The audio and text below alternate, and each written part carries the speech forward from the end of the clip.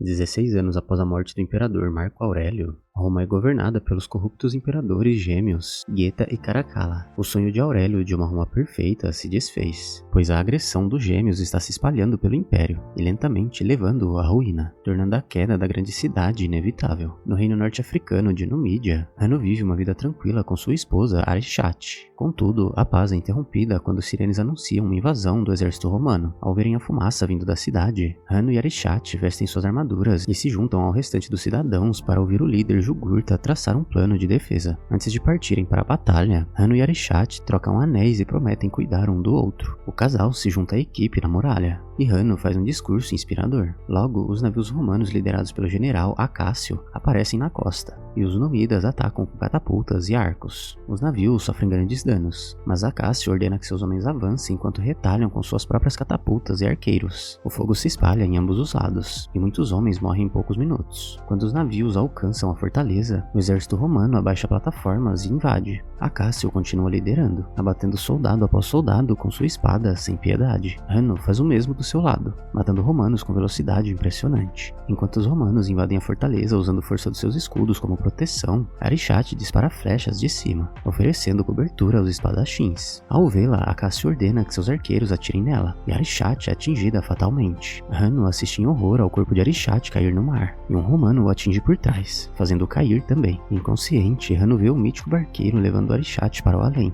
Ele tenta correr atrás dela, gritando desesperadamente seu nome, mas nesse momento seu corpo ressurge, e ele desperta. Perto dele, Hanno encontra o corpo morto de sua esposa, e chorando retira a flecha de seu peito antes de ser capturado pelos romanos. Em seguida, Acácio reivindica a cidade para Roma, enquanto seus homens queimam os corpos. Todos os cidadãos, incluindo Hanno, recebem marcas de fogo em seus corpos, marcando-os como escravos. Os escravos são enviados para Roma nos navios. Durante a viagem, Hanno percebe que Jugurtha está gravemente ferido, e o ajuda a tratar o ferimento. Jugurtha acredita que não tem muito tempo de vida, e se lembra do dia em que encontrou Hanno, uma criança perdida no deserto. Isso desperta uma memória em Hanno. Ele era uma criança vivendo com uma boa família, mas sua mãe o mandou embora quando os romanos atacaram sua casa. Eventualmente, os navios chegam a Ostia, o porto de Roma. Acácio é recebido como herói, e os imperadores gêmeos o coroam com louros. Ele pede uma pausa nas guerras para passar um tempo com sua esposa, mas os gêmeos anunciam que invadirão a Pérsia e a Índia em seguida. Os escravos são levados para Antium, nos arredores de Roma, onde Macrino supervisiona o treinamento dos gladiadores. Jugurtha, Hanno e alguns outros escravos são liberados em uma arena de prática,